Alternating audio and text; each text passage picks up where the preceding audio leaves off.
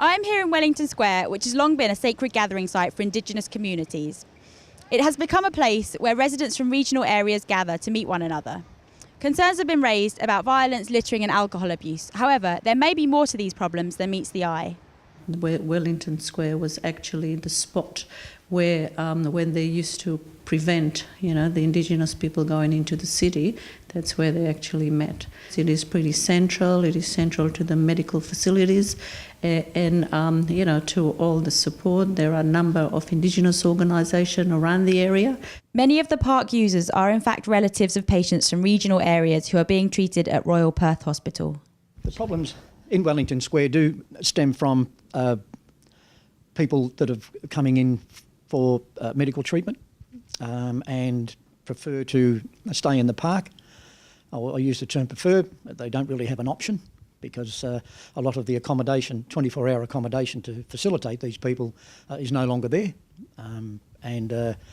So thus we get problems.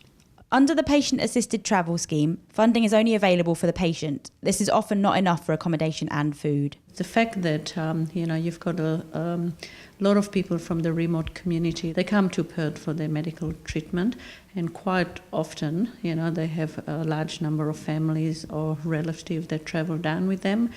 If the accommodation was open for 24 hours for these people, then there wouldn't be a problem. Unfortunately, because of state government cutting the funding for a lot of these organisations, they're only open from 7 till 7 now. They're not open the full 24 hours, as they used to be. Residents in the surrounding area are worried about antisocial behaviour that goes on in the park at night. In the last 5 years, the development for residential has been prolific.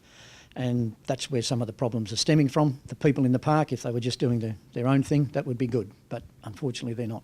You have a homelessness issue. You have people with medical issues, that most probably a bit intoxicated or don't go for their medical treatment. The missing link in all of this is not just the government, it's not just the council, it's the Aboriginal services. I think they've got to get down there and it's their people, they know what's going on, that's the story, and I think that they've got to become more involved in the process. Funding for the Noongar Patrol was cut several years ago, but reinstating them may be part of the solution. The Nunga Patrol is to reduce the number of people in public space that comes in contact with the police. The target group is youth and it's homeless people as well. So Nunga Patrol was a service that had just been started and taking into account all the Indigenous issues takes a very long time, for you to be able to get to the bottom of the problem and to deal with it. Sadly, there were a lot of political agendas, and that's why we believe that Noongar Patrol was defunded by City of Perth.